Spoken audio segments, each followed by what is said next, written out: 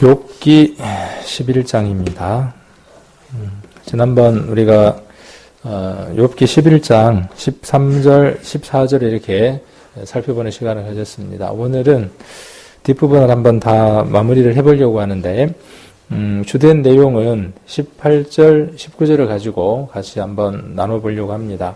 내가 소망이 있으므로 든든할지며 두루 살펴보고 안전히 쉬리니 내가 누워도 두렵게 할 자가 없겠고 많은 사람이 내게 섬을 드리리라 하는 이 말씀이 또 어떻게 우리들 삶과 연관이 되는지 한번 살펴보려고 합니다. 우리에게 소망이 있고 그 소망 때문에 우리가 든든하고 그래서 우리가 안전하죠. 그리고 19절에 기록되어 있는 것처럼 첨을 드리리라 그랬는데 우리를 아는 많은 사람들이 우리에게 이 첨을 드리면 얼마나 좋을까 하는 생각을 한번 해봅니다. 이 첨이라는 게 뭐냐 하면 간청을 하는 거죠. 간청. 그래서 간청할 것이다. 또 그 호의를, 도움을 구하게 될 것이다. 이런 의미로 이야기를 하고 있습니다. 우리의 삶이 하나님 앞에 바른 삶이고 또 세상 사람들에게 우리가 소망이 있는 것과 우리가 든든히 살아가는 것과 안전하게 이렇게 살아가는 것들을 보았을 때 또 세상 사람들이 우리에게 어떻게 하면 그런 사람들을 살아갈 수 있는가에 대해서 구하게 될 것이다 하는 것들도 한번 이 말씀들을 통해서 살펴볼 수 있을 것 같습니다. 그래서 그 말씀들 우리가 살펴보기 전에 지난번에 우리가 13절, 14절 함께 이렇게 나누어 봤었죠. 그래서 장막이라고 하는 것도 우리가 한번 살펴봤었고 그래서 장막이 이 몸과 그 다음에 교회도 장막이 될 수 있고 우리 가정이 장막이 될 수도 있고 우리 집이 우리 이 몸이 장막이 될 수도 있다라는 말씀을 함께 나눠보는 시간도 가졌습니다. 오늘은 15절 한번 보겠습니다.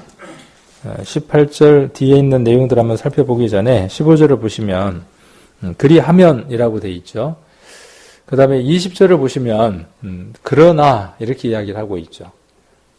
우리가 성경을 쭉 읽을 때 이 앞의 말과 뒤의 말을 이어주는 가운데 있는 이 단어, 이걸 접속사라 그러나요? 네, 접속사인데 이 접속사를 우리가 유의 깊게 볼 필요가 있고요. 이 접속사가 나오면 어디와 이렇게 연관을 지어야 하는가를 잘 이해를 할 필요가 있습니다. 그것이 성경을 바르게 이해하는 중심이 되기 때문에 그렇습니다.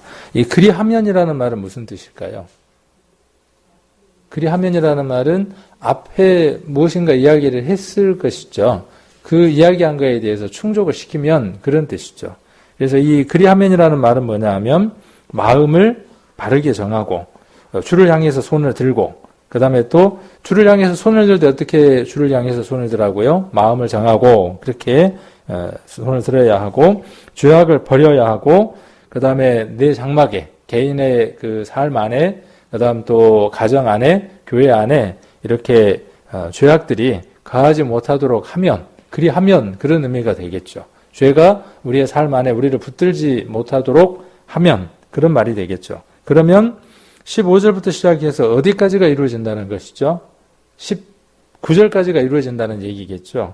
15절로부터 시작해서 19절에 있는 그 긍정적인 것, 유익한 것, 하나님으로부터 오는 것들을 취할 수 있을 것이다. 그렇게 이야기를 하는 것이고 그러나 하는 말은 뭐예요? 아까 그 13절과 14절 앞에 있는 그 내용들에 대해서 충족하지 못하면 그런 얘기죠. 거기에서 벗어나면 20절은 먼저 우리가 보고 넘어가면 그러나 악한 자는 눈이 어두워서 도망할 곳을 찾지 못하니 그의 소망은 기운이 끊침이리라 그랬죠. 그래서 앞에 있는 그 내용들을 제대로 하지 못하면 소망의 기운도 끊치게 되고 그 다음에 어두워서 도망할 곳을 찾지 못하게 된다. 이렇게 이야기를 하고 있는 것이죠. 그래서 우리 삶 안에 마음을 바르게 정하는 것 그리고 죄를 버리고 하나님 앞에 손을 드는 것 그 다음에 그 죄들이 우리 장막 안에 우리를 주장하지 못하도록 하는 것 이것이 중요하다 하는 것을 일반적인 얘기들로 지금 누가 하고 있냐 하면 소발이 욥에게 이야기를 하고 있는 겁니다. 그래서 지금 15절을 보면 그리하면 내가 정녕 흠 없는 얼굴을 들게 되고 굳게 서서 두려움이 없으리니 곧 내 환난을 잊을 것이라. 내가 추억할지라도 물이 흘러감 같을 것이며 내 생명의 날이 대낮보다 밝으리니 어둠이 있다 할지라도 아침과 같이 될 것이요. 이렇게 쭉 소발은 이야기를 하고 있죠. 여기 16절에 내 환난을 잊을 것이라 그 말의 의미는 어떤 것일까요? 짧은 이 한 구절 안에 내 환난을 잊을 것이다. 이 말의 의미는 어떤 의미죠? 지금 욥에게 처해져 있는 많은 어려움이죠. 이 환난이라고 하는 것은 자기 몸에 종괴가 나 있고, 그 다음에 또 아내는 하나님을 저주하고 죽어라 그러고, 자식들은 다 죽었고, 자기가 가지고 있던 그 온전했던 재물들은 다 사라지고 없는 그 환난을 이야기를 하는 것이죠. 그 환난이 무엇 때문이라고 지금 소발은 이야기하느냐 하면, 내 손에 죄가 있고, 마음이 정해져 있지 않고, 네 장막에 죄가 있기 때문에 그렇지 않냐라고 지금 소발은 욥에게 간접적으로 말하고 있는 것이죠. 이게 잘못됐다는 거예요. 무엇이 잘못됐다는 것이냐 하면 소발의 말이 문제는 없지만 지금 욥의 경우에 이것이 합당하지 않다는 것이죠. 죄로 말미암아 욥이 이런 환난을 겪고 있는 것이 아니라 욥의 환난은 특별한 하나님에게 있는 계획 가운데 이루어지고 있는 사실을 소발은 잊고 있는 것이죠. 그래서 자주 우리 성도님들에게 말씀을 드리는 것이지만 어느 성도나 어느 가정 안에 환난이 있거나 어려움이 있거나 우리가 보기에 좋지 않는 일들이 있을 때 우리가 이렇게 단언하는 것, 단정 짓는 것은 위험하다는 거죠. 저 가정이나 저 형제나 저 자매가 하나님 앞에 무엇인가 죄가 있으니까 바르게 살지 못한 게 있으니까 저런 일들이 왔어. 그래서 아픈 거야. 그래서 물질의 손해를 입은 거야. 그래서 사고가 생긴 거야. 그래서 재앙이 일어난 거야. 저 집이 만일 그걸 뉘우치고 징계를 달게 받고 기쁨으로 회복하면 하나님이 이전의 걸로 회복시켜 주실 거야. 이렇게 말하는 것은 조금 위험스러울 수 있다라는 얘기를 우리가 욥기를 보면서 계속 우리 성도님들에게 말씀을 드리고 있는 내용입니다. 그러나 이 내용이 그 외의 것을 우리가 제외했을 때에는 이 얘기가 버릴 게 없다는 거죠. 욥의 그 상태에 적용되지 않기 때문에 소발의 말이 문제가 있다라고 이야기하는 것이지 그 경우를 우리가 제외한다면은 혹 욥처럼 그 죄가 없지만은 하나님의 시험 때문에 그렇다 그러면 이건 제외된 것이지만 만일 우리에게 어떤 숨겨진 죄가 있고 마음이 정해져 있지 않고 우리 안에 어떤 죄들이 있어서 그로 말미암는 재앙들이고 그로 말미암는 징계들이다. 그럴 때에는 이 소발의 얘기를 우리에게 적용을 시켜볼 수 있는 거죠. 그래서 그리하면이라고 하는 것들을 우리가 한번 적용을 시켜서 우리의 삶들을 바르게 잡아볼 수 있기 때문에 이 소발의 말을 우리가 함께 이렇게 지금 살펴보고 있는 겁니다. 그래서 그리하면 내가 정녕 흠없는 얼굴을 소발의 말은 성경에 게시된 하나님의 일반적인 진리와 일치한다. 사람이 죄를 지으면 얼굴을 못 든다. 죄를 짓고도 얼굴을 드는 자가 있다면 그는 뻔뻔한 자이거나 위선자일 것이다. 그러나 사람이 죄를 멀리하고 의를 행하면 담대함을 가질 것이다. 하나님의 계명을 행하는 자는 불안함이나 두려움이 없을 것이다. 우리가 전도 집회 때든지 이럴 때 많이 봤던 말씀인데 예레미야 6장을 한번 찾아보겠습니다. 예레미야 6장 15절입니다. 6장 15절.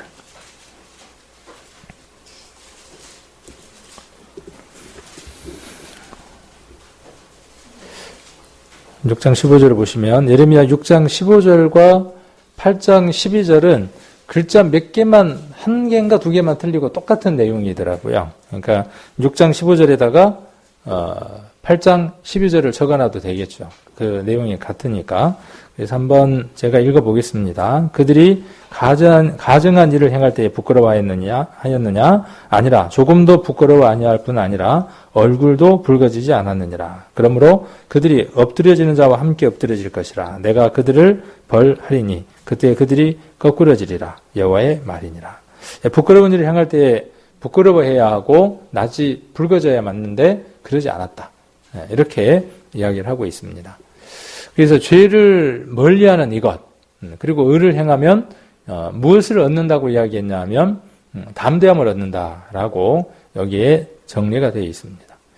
그러면 이 담대함의 비밀이 어디에서 나오는가 하는 것들을 한번 살펴볼 필요가 있는 것 같아요.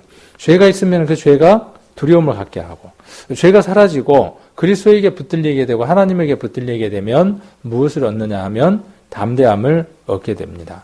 그래서 죄는 양심의 불안과 두려움을 가져오고, 반면에 의인은 양심의 평안함과 담대함을 가져옵니다.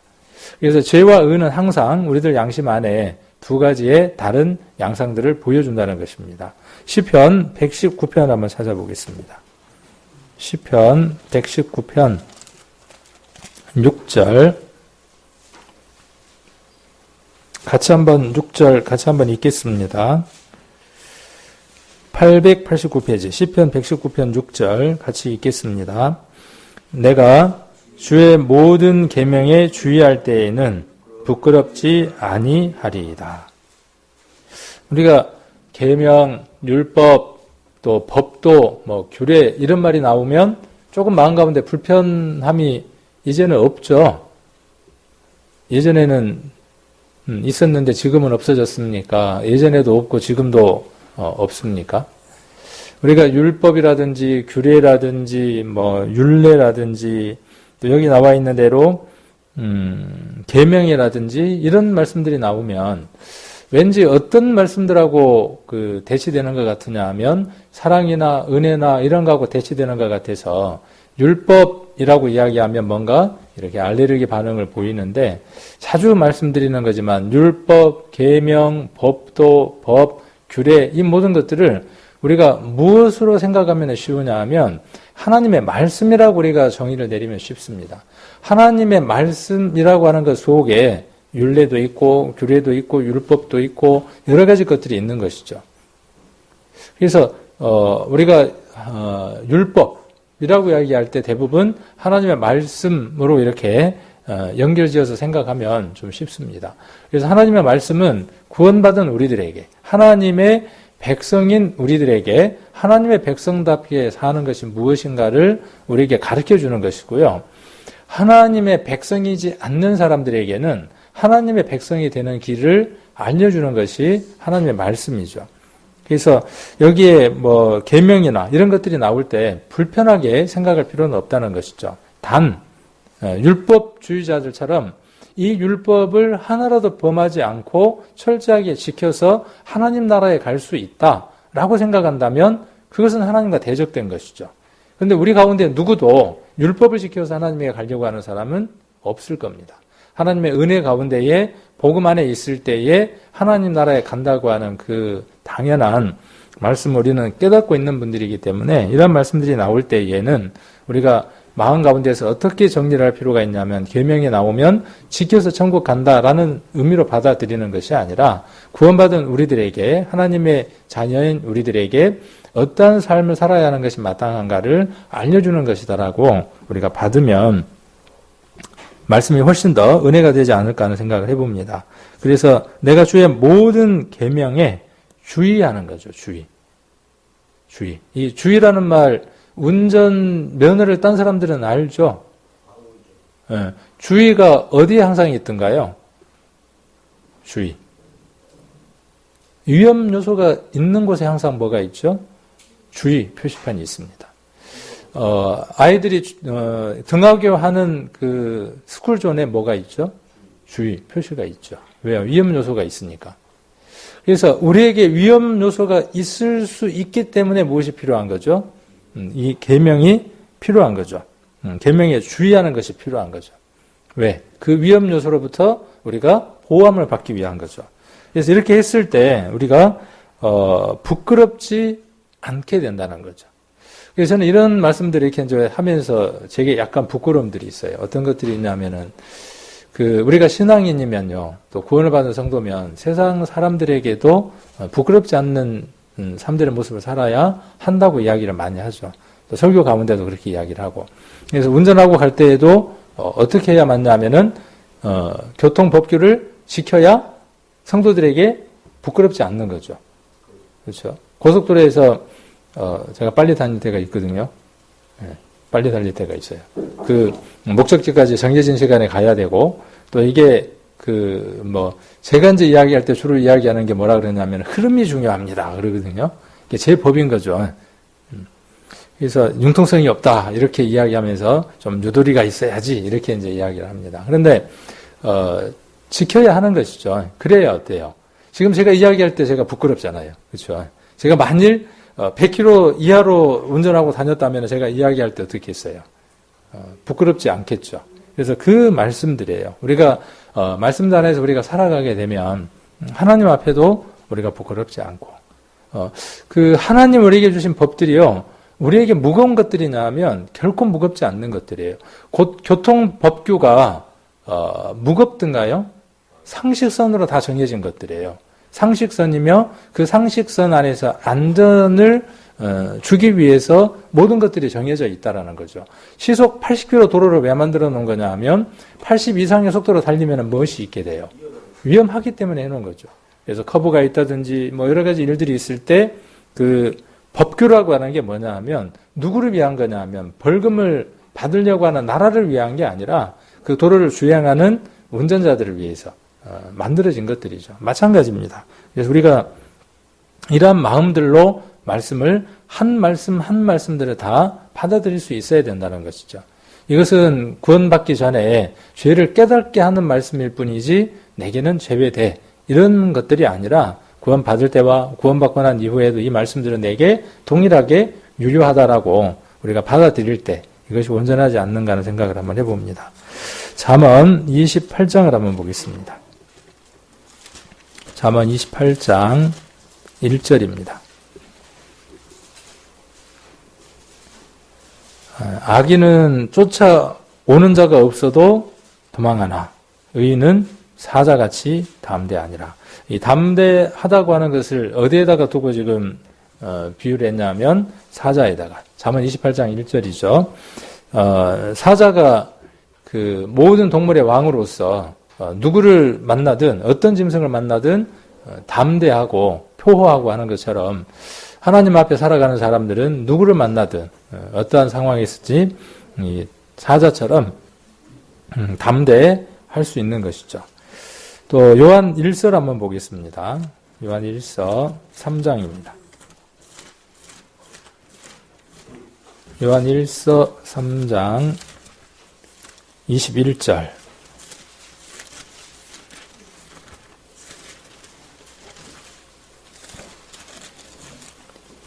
(3장 21절을) 보시면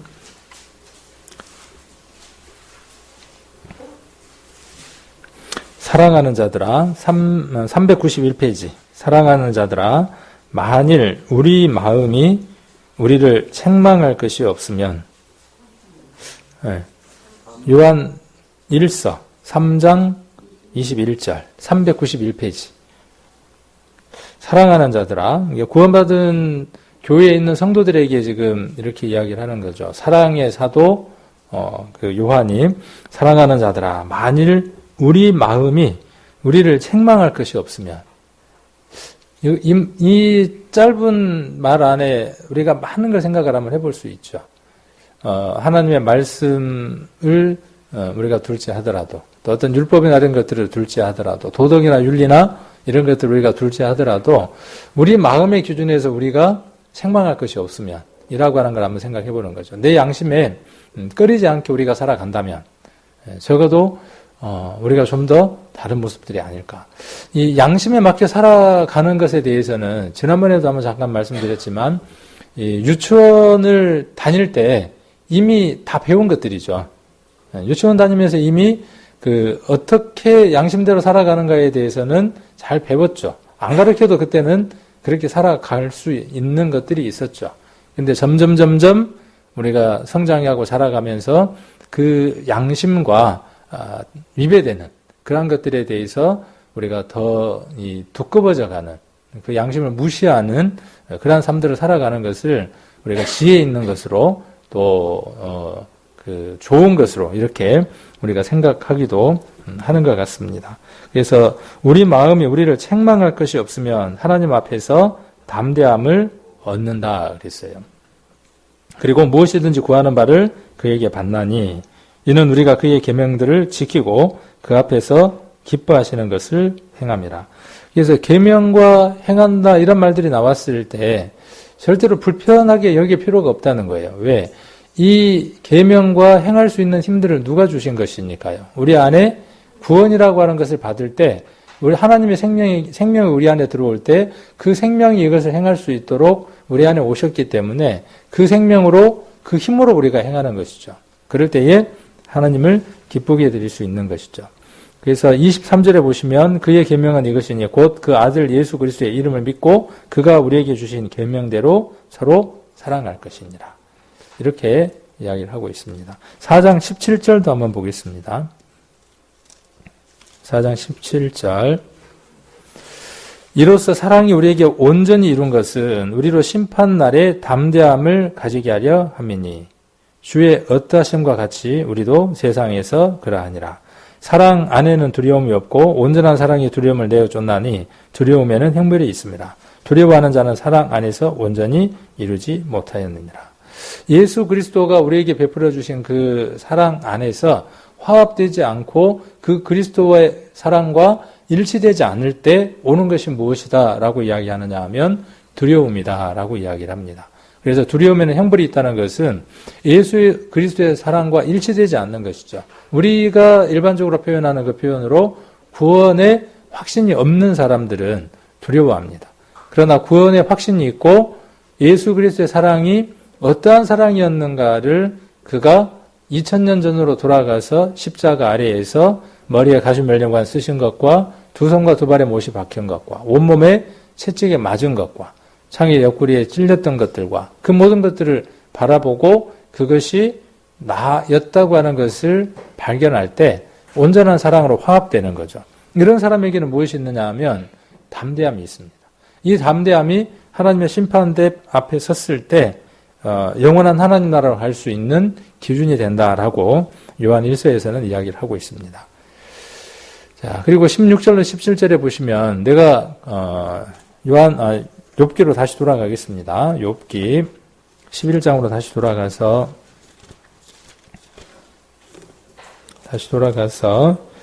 16절 또 17절에 있는 내용을 한번 살펴보게 되면 곧 내 환난을 잊을 것이라 물이 흘러감 같이 이렇게 이야기를 하고 있죠.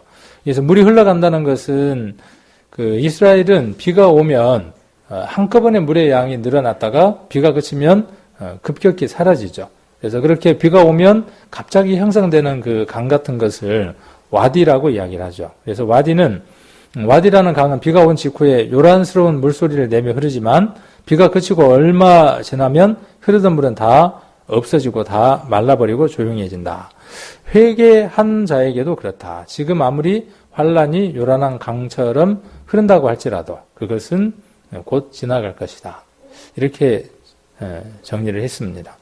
우리가 회개라는 말도 들으면 좀 불편하죠. 구원받은 사람이 무슨 또 회개를 또 한다냐 이렇게 불편하잖아요. 여러 차례에 걸쳐서 이 회개라고 하는 것에 대해서 우리 성도님들하고 교제를 나누고 정리를 한 바가 있죠. 오늘 간단히 한번 정리를 해본다면 회개는 두 개의 회개가 있다는 거 우리가 정리해서 알고 있죠. 하나의 회개는 어떤 회개입니까? 우리가 사도행전에 기록되어 있는 것처럼 이방인들에게도 성령이 하나님이 생명 얻는 회개, 구원 얻는 회개를 주셨다고 말씀하셨습니다. 그래서 회개는 일생에 단 한 번 해야 하는 회개가 있습니다.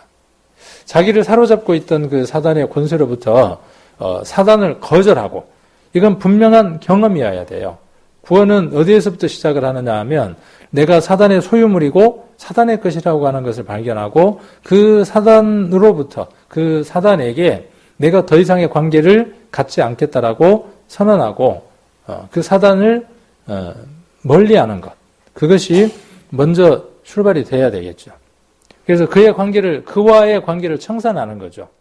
그 청산하는 회개, 그 회개가 생명 얻는, 구원 얻는 회개입니다. 이건 일생에 단 한 번 하는 것이죠. 그래서 내가 누구의 소유로 바뀌는 것이냐 하면 하나님의 소유로 바뀌었다는 사실을 발견하는 것. 그때 필요한 회개가 뭐냐 하면 구원 얻는 회개, 일생에 단 한 번 하는 회개가 있죠. 그 다음에 구원을 받고 난 이후에 하나님의 자녀가 되었지만 우리가 늘 하나님을 기쁘게 해드리면 좋겠지만 우리에게 사단하고의 거리는 끝났지만 사단이 여전히 우리를 사단의 권세 아래 있게 하려고 발버둥을 치고 우리의 본능과 본성이 사단의 모습을 품을 수도 있고 살 수도 있어요. 그래서 그것이 하나님을 기쁘게 하지 못할 때, 그래서 하나님 마음을 아프게 했을 때 우리가 하나님에게 제가 하나님의 자녀임에도 불구하고 하나님의 자녀답지 못한 삶을 사는 것에 대해서 하나님 정말 죄송합니다. 하나님 마음을 아프게 해서 죄송합니다라고 우리가 부모에게 문제가 있을 때 내가 부모니까 사과를 안 해도 된다가 아니라 우리는 부모하고의 소통을 하기 위해서 어떤 일들이 있으면 전화를 해서 이런 일들이 있어서 제가 이렇게 하지 못해서 죄송합니다. 그렇게 이야기를 하게 되고 그렇게 이야기했을 때 부모님은 뭐라고 이야기를 해주죠? 오늘 아까 사회자전에 그런 얘기를 했지만 5월 8일이라 어버이날이라 이렇게 갚아야 되는데 못 가 뵙게 되잖아요. 그럼 못 가면 자식 아닌가요? 자식이죠. 못 가도. 그런 관계를 이야기하는 거죠. 우리가 혹 하나님 앞에 거슬리는 일, 또 부족한 일이 있다고 할지라도 여전히 우리는 하나님의 자녀이죠. 그러니까 당당해야 되는 건가요? 내가 오늘 아버지 자식이니까 오늘 못 갔는데 괜찮아요. 뭐 누가 뭐라고 한대요. 자식하고 부모 관계인데.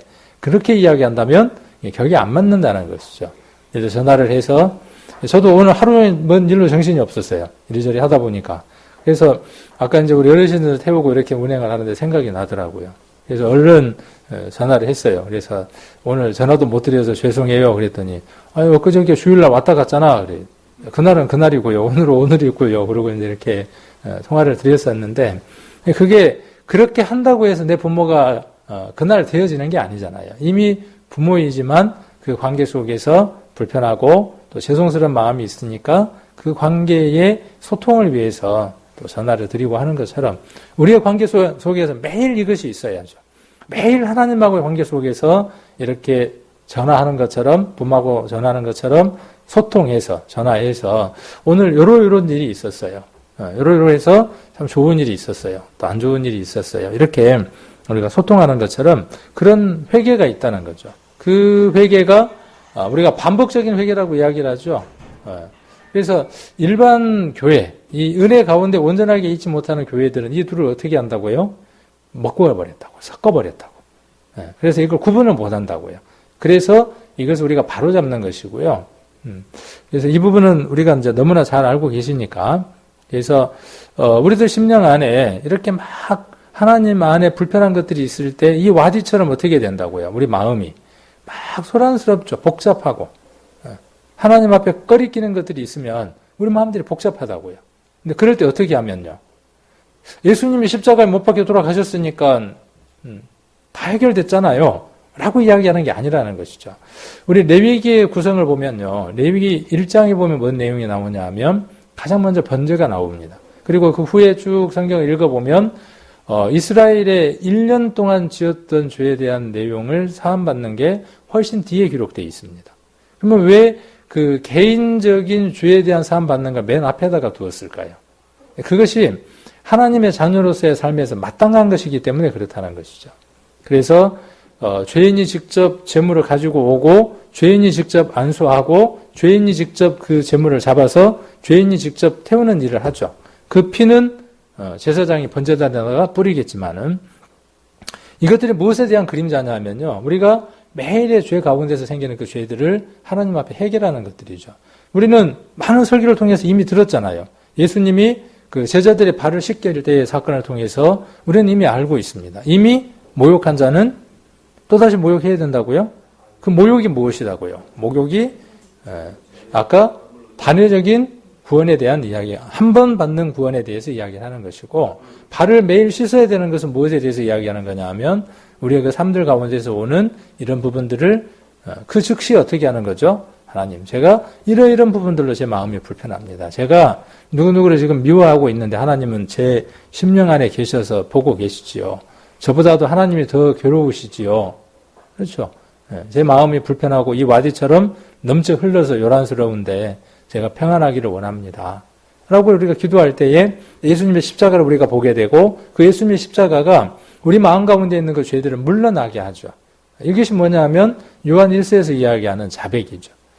이 삶들이 우리 안에 반복될 때 아까 담대함이라고 하는 것을 얻는다는 겁니다. 그래서 그럴 때 요란했던 강이 마른다는 거죠. 그래서 아까 물이 흘러감 같을 것이다. 이렇게 지금 은유적으로 표현을 하고 있는 거죠. 어둠이 있다고 할지라도 그랬어요. 우리의 신앙생활 안에 구원받았으니까 어둠이 없느냐? 그렇지 않다는 거죠. 어둠이 있다고 할지라도 어둠은 환난을 가리키고 대낮이나 아침은 평안함과 행복을 가리킨다. 회개하며 의를 행하는 자는 평안을 얻고 행복한 삶을 누릴 것이다. 그랬죠. 어둠은 환난을 가리키고 대낮, 그 다음에 아침.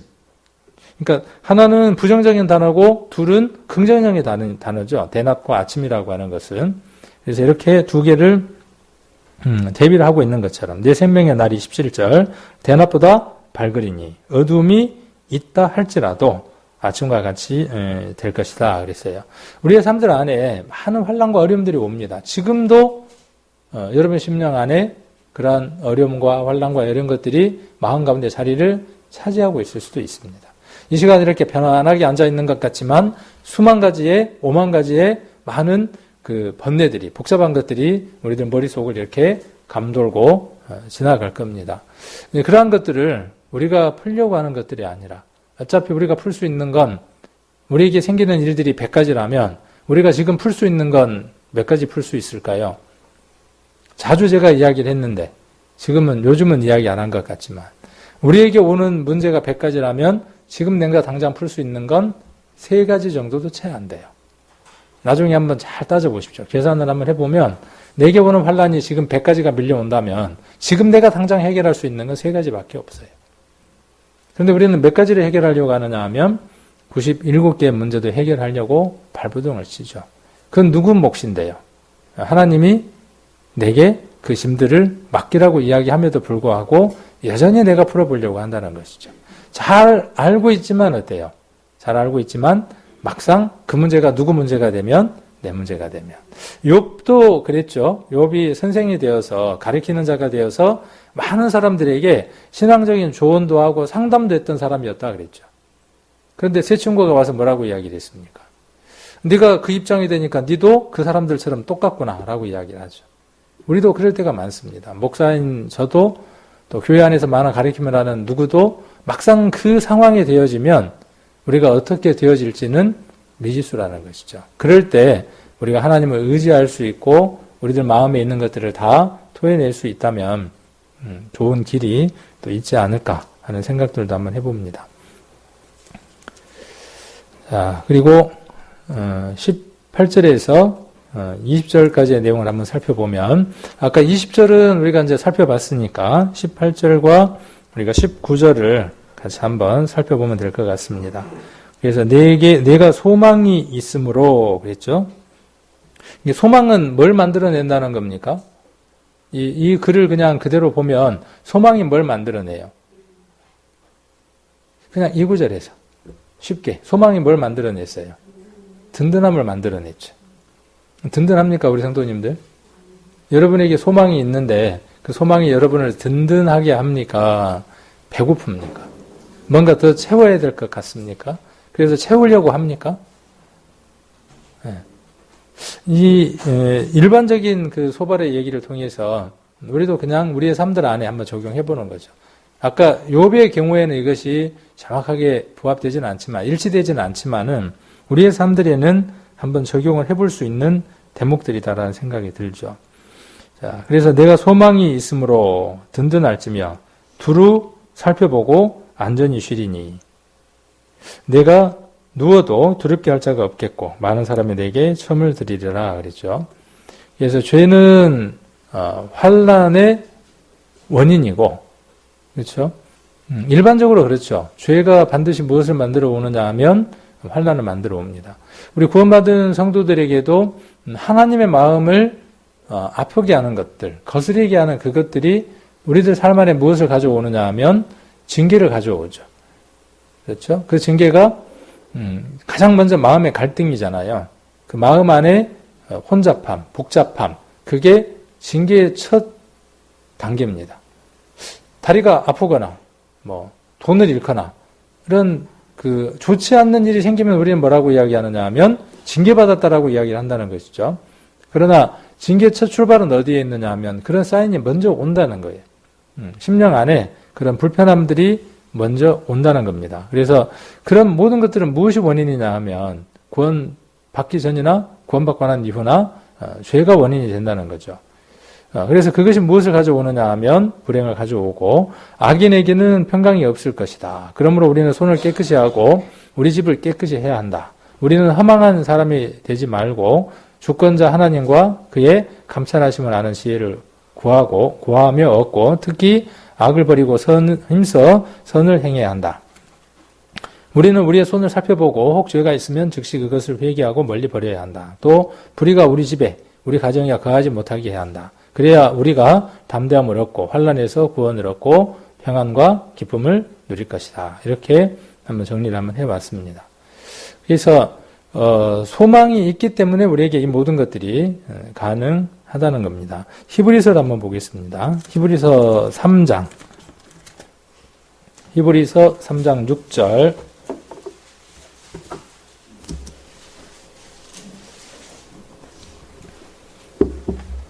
히브리서 3장 6절 여기는 같이 한번 읽겠습니다. 355페이지 히브리서 3장 6절 같이 읽겠습니다. 그리스도는 그의 집 맡은 아들로 충성하였으니 우리가 소망의 담대함과 자랑을 끝까지 견고히 잡으면 그의 집이라. 그의 집이라네요. 그러면 이 말을 짧게 줄이면 나는 그리스도의 집이네요. 하나님의 집이고 나는 그리스도의 집이고. 그래서 이 소망과 담대함과 자랑을 끝까지 견고히 잡는 거예요. 언제까지요? 우리의 이성이 남아있는 한. 치매가 걸려서 우리의 이성이 망가지면 그때는 우리 영역일 게 아니니까 걱정할 필요가 없어요. 치매가 걸려서 우리가 헛소리를 해.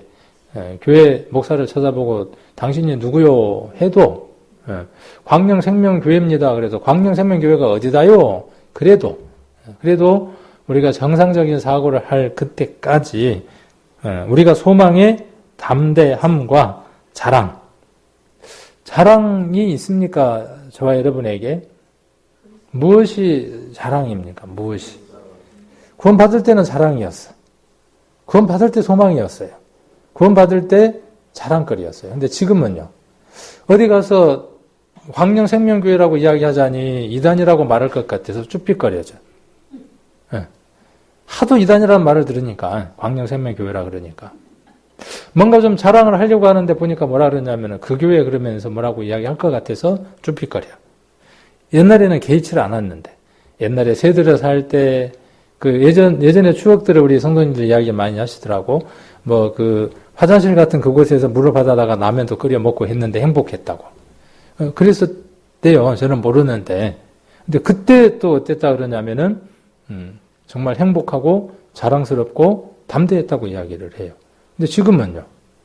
지금은 교회 건물도 있고 밖에 십자가도 걸렸고 그토록 목사가 없어서 이단이라고 말을 들었지만 목사도 있고 뭐 모든 것들이 다 있어요. 옛날에는 의자도 없고 강대상도 없고 없는 것 수성이었는데 담대하고 자랑스럽고 소망이 든든했었어요. 근데 지금은요.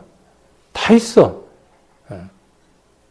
집도 생겼고 그때는 집도 없었는데 자기 각각의 집들이 지금은 집도 있고 차도 있고 모든 것들이 다 풍성한데 이건 성령의 역사가 희미해져서 그런 것이 아니라 그 빛을 받는 매개체가 때가 끼어서 그런 거죠. 성령은 한 번도 변함이 없어요. 한 번 비친 우리에게 성령은 그 오순절날 오신 성령이 오신 이후로 이 성령의 빛의 조도는 한 번도 바뀐 적이 없습니다. 근데 문제는 뭐가 문제가 있는 거죠? 그 성령의 빛을 비추는 거울이 때가 끼이는 거죠. 그러면 어떻게 해야 되겠어요? 왜 이 성령의 빛이 약하다냐 그러는 거예요. 성령의 빛이 약하다냐 그래요. 그렇게 할 일이 아니라 무엇을 먼저 점검해 봐야 되겠죠? 그 빛을 반사하는 매개체인 거울이 거울과 유리의 차이점이 뭐예요? 똑같이 유리잖아요. 그죠? 거울과 유리의 공통점이 뭐냐면 똑같은 유리예요. 거울도 유리고 유리도 유리예요. 저 창문 유리도. 근데 뭔 차이가 있죠? 하나는 통과를 시키고 하나는 뒤에 수은이라고 하는 게 발려 있어서 반사를 하는 것이죠. 우리는 어떤 것들을 통과시키는 매체가 아니라 반사하는 존재죠. 예수 그리스도의 빛을 반사하는 존재죠. 우리는 우리 스스로 빛을 낼 수 있는 존재가 아니에요.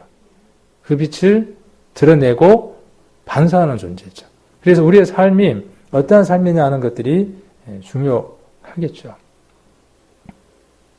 그래서 우리의 삶들이 굉장히 중요한 것 같고 좀 닦을 필요가 있을 것 같아요. 안경도 그렇잖아요. 여기에 뭔가 끼어 있으면은 자주 닦아야 되는데 안 닦고 뭐라 그러냐면은 뭐가 이렇게 잘 안 보인다냐 그런. 보면 이 앞에 막 끼어 있어서 그렇죠.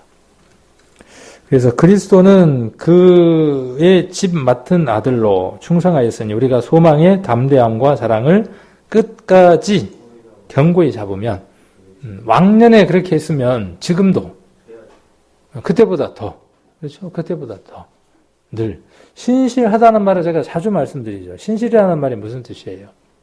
자주 말씀드렸는데 요 근래 안 하니까 또 잊어버렸죠. 신실 하나님을 표현하는 단어 가운데에 여러 단어들이 있어요. 그 단어 가운데에 신실하신 하나님이에요. 그 신실하신 하나님이라는 말의 의미가 뭐냐 하면 하나님은 변함이 없다는 뜻이에요. 어제나 오늘이나 동일하다는 말의 또 다른 표현이 신실한 거예요.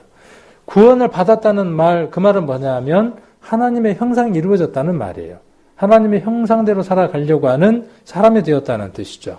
그래서 구원받은 성도는 신실해야 해요. 왜? 하나님의 성품이 신실이니까. 우리의 성품도 신실해야 되죠. 하나님의 성품은 사랑이니까 우리도 그 성품을 담아서 사랑이어야 되죠. 우리 자체가 사랑일 수는 없어요. 반사체니까 아까처럼. 변함이 없어야죠. 어제 100이었으면 오늘도 100이어야죠. 그것이 구원받은 사람의 끝까지 견고히 붙든다는 의미입니다. 무슨 말의 의미인지 아시겠죠? 끝까지 여기 견고히 잡는다. 끝까지 견고히 잡으면 이라고 하는 이 말의 의미가 그런 의미라는 것을 우리 성도님들이 이해를 하시면 좋을 것 같습니다. 이 번역을 다른 번역에 보니까 그러나 예수께서는 하나님의 아들로서 하나님의 온 집안을 다스리는데 충실히 있습니다.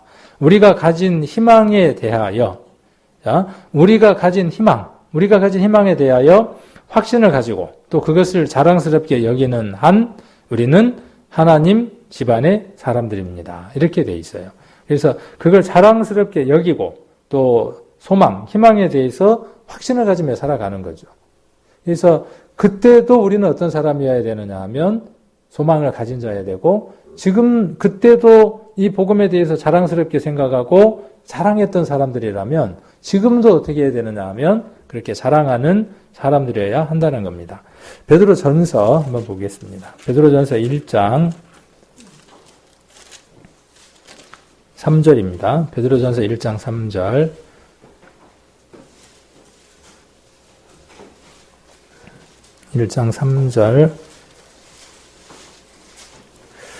우리에게 이루어진 소망이 어떻게 해서 이루어진 소망인가 한 두 구절 정도만 보면서 확인해 보려고 하는 거죠. 찬송하리로다. 우리 주 예수 그리스도의 아버지 하나님이 그 많으신 국률대로 예수 그리스도의 죽은 자 가운데에서 부활하심으로 말미암아 우리를 거듭나게 하사. 거듭나는 건 어떻게 하면 거듭나는 거죠? 여기 짧게 정리를 해뒀네요. 그죠? 어떻게 하면 거듭나는 거냐 하면 죽은 자 가운데서 부활하신 사실을 믿는 거죠. 그의 죽음이 무엇이고 그의 부활이 무엇인지를 믿는 거죠. 그의 죽으심은 고린도전서 15장에 기록되어 있는 것처럼 바울이 이야기했던 것처럼 성경대로 그리스도께서 우리 죄를 위하여 죽으시고 그렇죠? 성경대로예요. 성경대로. 우리 죄 때문에 죽으셨다는 거죠. 그러니까 예수 그리스도의 죽음이 누구와 연관이 있다는 겁니까? 나와 연관이 있다는 거죠. 그리고 생략되어 있지만 그가 부활하신 것은 이렇게 이야기를 하고 있죠. 그의 부활이 우리의 부활이고 그의 죽으심이 우리의 죽음이라고 우리는 배워서 알고 있고 그것과 일치될 때 그것이 거듭나는 것이죠. 새로운 생명을 얻어서 하나님의 자녀로 탄생하는 겁니다. 그렇게 거듭났을 때 뭘 얻습니까? 산 소망이 있게 되는 거죠. 산 소망. 소망이 죽은 소망도 있나 봐요. 산 소망도 있고. 이 세상에 있는 모든 소망들은요, 사라져버릴 것들이죠. 세상에 있는 것들을 향한 소망들은 살아있는 것 같지만 사라져버릴 것들이죠. 우리가 갖고 있는 이 소망들은 세상에 없는 것들이라 세상 사람들로부터 조롱을 당하는 것들이죠. 매일 그런 게 있대.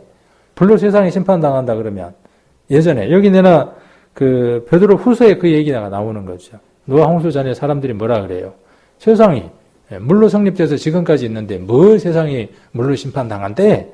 그렇게 이야기하는 것처럼 지금 시대에도 불로 심판당한다 그러면 뭐라고 이야기를 해요? 그런 불이 있대. 그런데 우리에게는 어떤 것이 있습니까? 그 사라지지 않는 소망이 있는 거죠. 그 산 소망이 있게 하셨다라고 이렇게 이야기를 하고 있습니다.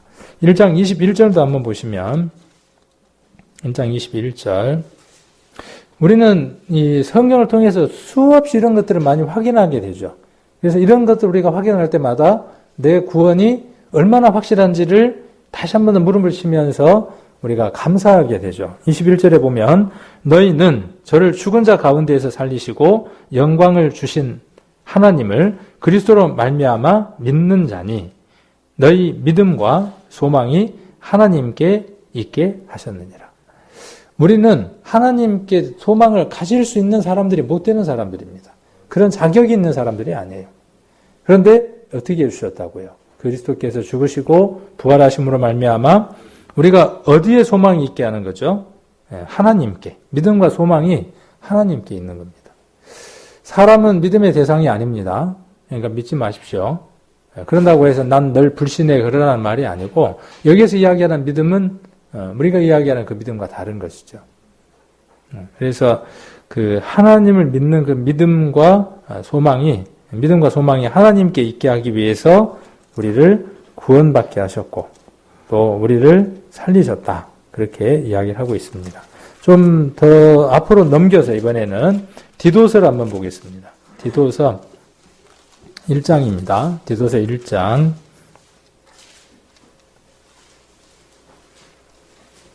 1절부터 3절까지를 같이 한번 읽겠습니다. 디도서 347페이지 1장 1절로 3절까지 같이 한번 읽겠습니다.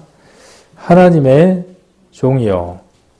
디도서 347페이지 정도에서 디도서 1장 1절로 3절까지 같이 한번 읽겠습니다. 하나님의 종이요 예수 그리스도의 사도인 바울 곧 나의 사도된 것은 하나님의 택하신 자들의 믿음과 경건함에 속한 진리의 지식과 영생의 소망을 인함이라. 이 영생은 거짓이 없으신 하나님이 영원한 때 전부터 약속하신 것인데 자기 때에 자기의 말씀을 전도로 나타나셨으니 이 전도는 우리 구주 하나님의 명대로 내게 맡기신 것이라. 지금 이 복음 전하는 것에 대해서 바울이 뭐라고 이야기하느냐 하면 하나님이 명하시고 내게 주신 것이다. 그렇게 이야기를 합니다.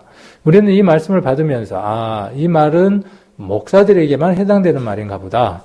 이 말은 교회 직분자에게만 해당되는가 보다가 아니라 이것은 우리가 해야 될 고백들입니다. 우리가 앞으로 만나는 사람들에게 이 고백을 할 수 있어야 합니다. 하나님이 내게 무엇을 맡겼다고 고백할 수 있어야 되느냐 하면 전도라고 하는 것을 맡겼다는 것을 고백할 수 있어야 합니다. 이게 전도라는 건 뭐냐 하면요. 예수 그리스도가 죽으시고 부활하신 것에 대해서 전하여 주는 거죠. 그 진리를 전해 주는 겁니다. 그래서 이것이 내가 임의대로 얻은 것이 아니라 하나님으로부터 받은 것이다 라고 지금 바울은 이야기를 하고 있는 거죠. 그래서 지금 믿음과 1절에 보시면 믿음과 경건함에 속한 진리의 지식과 영생의 소망을 인해서 자기가 어떤 사람이 됐다는 거죠? 전도자가 됐다는 거예요. 복음을 전하는 자가 됐다는 겁니다. 그러면 이 소망이 바울에게만 있습니까? 여러분은요? 여러분에게는 영생의 소망이 없습니까? 여러분에게 이 영생의 소망이 있다면 바울에게 맡겨진 그 전도의 사명도 동일하게 맡겨진 것이죠. 그래서 이것은 언제부터 있었던 것입니까? 이 영생의 소망은요. 이 영생의 소망이 언제부터 있었던 것이라고 이야기를 하느냐 하면 영원한 때 전부터 약속한 거예요. 그 영원 속에 있었던 그 영생이 우리에게 이루어진 것이죠. 우리에게 소망이 된 것이죠. 그러므로 말미암아 우리가 무엇이 되어졌느냐 하면 그것을 전할 책임을 맡은 사람들이 된 것이죠. 그래서 자기 때에 자기의 말씀을 전도로 나타냈어요. 이 전도는 우리 구주 하나님의 명대로 내게 맡기신 거예요.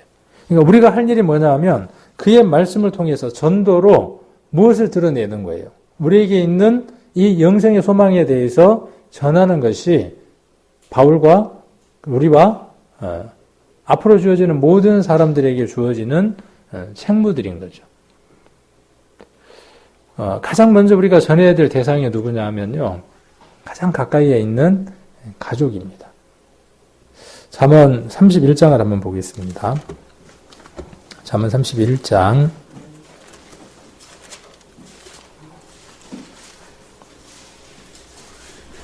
잠언 31장을 보시면 10절부터 현숙한 여인이 나오죠. 현숙한 여인.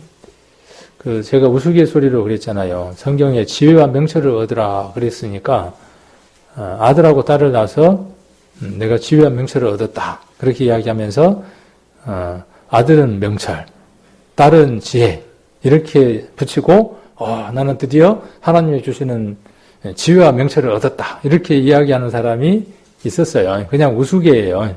우리 교회도 지혜라는 자매가 있잖아요. 근데 여기 현숙한 여인이라 그랬으니까 그러면 이름이 현숙이라는 사람을 찾으면 되는가 보다. 그러면 우리 이현숙 자매님은 남편에게 충족시켜 준 건가요?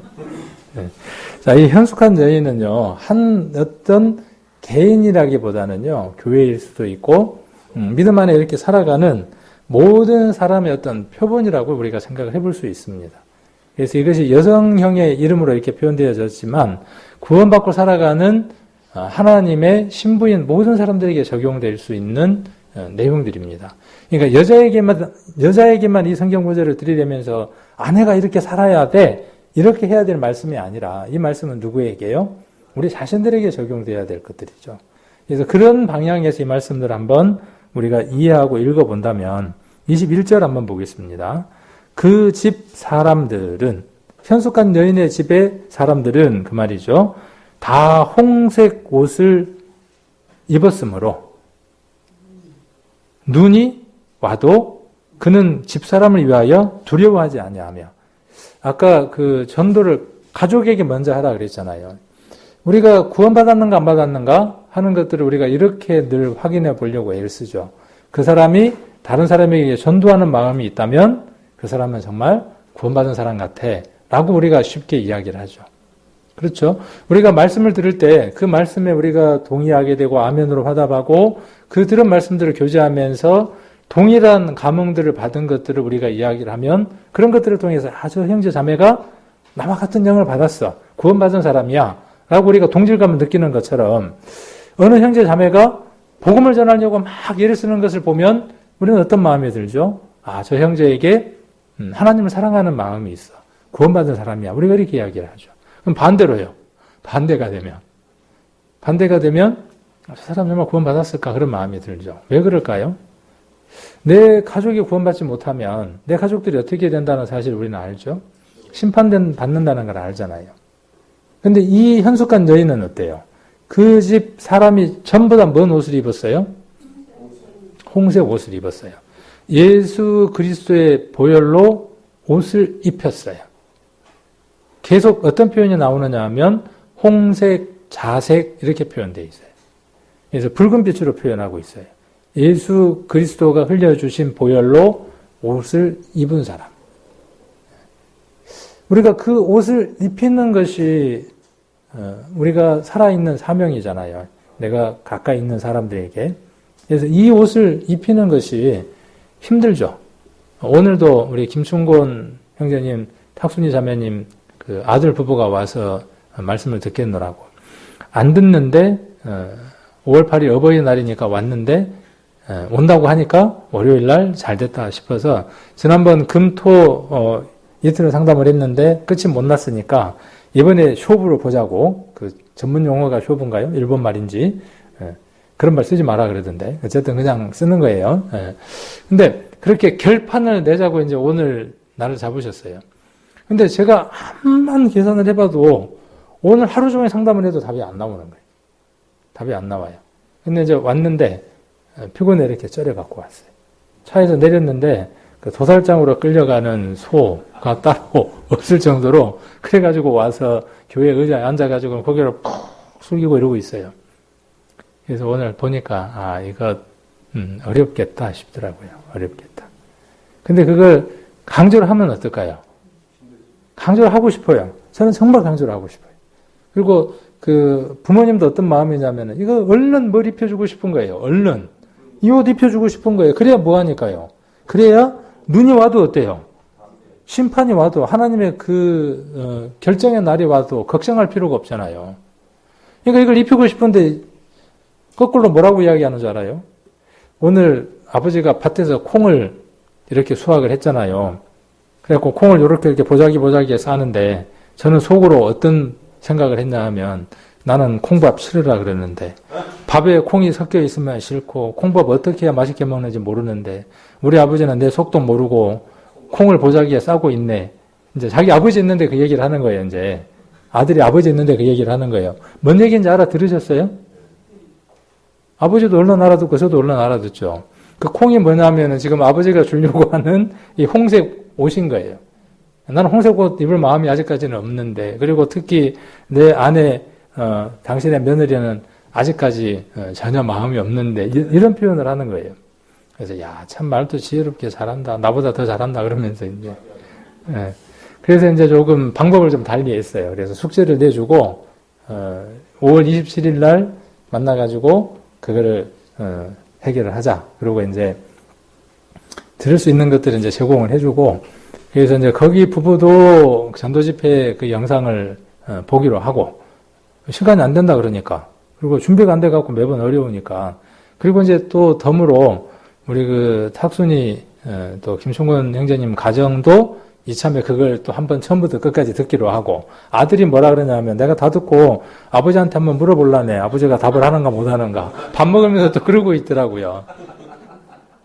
엄마도 잘 들어서 그러면서 이제. 네, 그래서 그러니까 이제 우리도 들어야 되잖아요. 그래야 그 내용들을 다시 한번 더 이야기를 해줄 테니까. 그래서 두루 유익하더라고요. 그래서 이러한 과정들 하나하나들을 보면서요. 이게 우리를 어떻게 하느냐 하면 우리를 풍성하게 만들어요. 살아있는 그리스도인으로 살아가는 그 삶의 의미들을 우리로 하여금 느끼고 자각하게 하는 거죠. 그래서 이러한 마음들을 우리가 회복이 되지 않으면 어렵다는 거죠. 때가 되면 될 거야 하는 그것도 필요하지만은 계속 우리가 해보는 겁니다. 이런 방법, 저런 방법, 여러 가지 방법들을 해보는 거죠. 그래서 여기 이 여인은 홍색 옷을 입혔어요. 그래서 두렵질 않아요. 아까 그 욥기에서도 두렵지 않다라는 그 표현들이 나왔었죠. 담대함이 있었다 그랬죠. 그 다음에 22절에 보면 그는 자기를 위하여 아름다운 방석을 지으며, 이 멸류가 아니에요. 어떻게 살아가는 것이 하나님 앞에 귀한 것인지를 알며 살아가는 겁니다. 여러분들도 여러분 자신을 위해서 아름다운 방석을 지으십시오. 구원받았으니까 모든 것이 끝나는 게 아니라 여러분 삶들 가운데에 내가 하나님 앞에 섰을 때에 스스로 앉아야 될 방석이 있다고요. 그 방석의 아름다움이 아름다울수록 하나님 앞에 귀한 겁니다. 자, 그리고 세마포와 자색 옷을 입었어요. 순서가 그러겠죠? 자색 옷이 아니고 세마포는 거치겠죠. 세마포는 성도의 옳은 행실이라고 요한계시록에서 이야기를 했으니까. 그리고 그 속에는 예수 그리스도의 보혈로 잔뜩 입혀져 있는 양심, 삶, 이걸로 살아가는 거죠. 이 여인이 어떤 여인이냐 하면 저와 여러분입니다. 저와 여러분이 하나님 안에서 해 나가야 될 삶들이기도 합니다. 이 욥기 속에서 소발의 얘기를 통해서 일반적인 그 이야기들을 통해서 우리는 이러한 부분들에 대한 것들도 우리가 함께 생각을 해볼 수 있습니다. 그래서 저와 여러분의 그 삶들이 정말 하나님 앞에 온전한 것들을 받을 수 있는 그러한 삶들로 이렇게 살아가셨으면 좋겠고, 우리의 소망은 분명히 죽은 소망이 아니고 산 소망이고요. 우리의 자랑은 세상에서 20년, 30년, 100년짜리 자랑이 아니라 영원한 자랑입니다. 그래서 이 자랑을 끝까지 붙드시고, 그리고 모든 주변에 있는 사람들에게 이 홍색 옷을 입혀주고, 우리는 우리 자신들을 위해서 자색 옷이 우리들 세마포 속에 늘 있는지를 돌아보는 그런 삶들을 사시고, 그리고 나를 위해서 아름다운 방석을 지어가는 그런 삶들을 우리 성도님들이 사셨으면 합니다.